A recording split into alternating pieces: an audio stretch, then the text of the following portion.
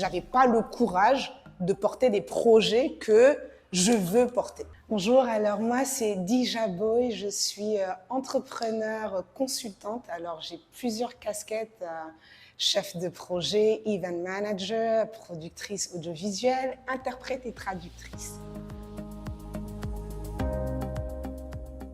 Alors moi, mon expérience avec le syndrome de l'imposteur, je pense que vient du fait de la particularité de ma profession. Vous avez vu, j'ai listé pas mal de casquettes.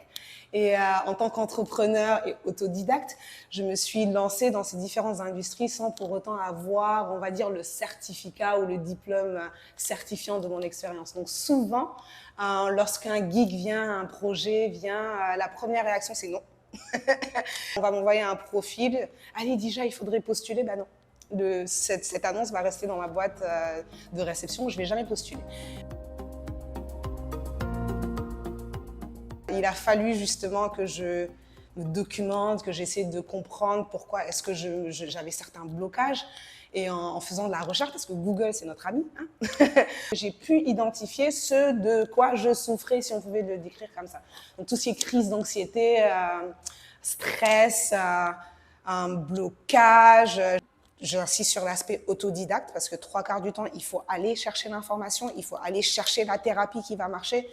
Il a fallu que je fasse recours au service d'un coach professionnel pour pouvoir clarifier tout ça, en fait.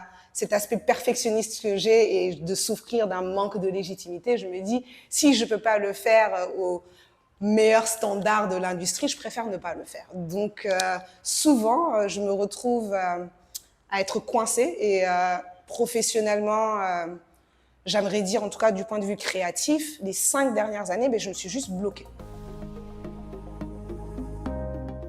L'élément différenciateur, en tout cas qui arrive à me sauver, à me sortir de ce cercle vicieux de pensées négatives, c'est souvent la passion.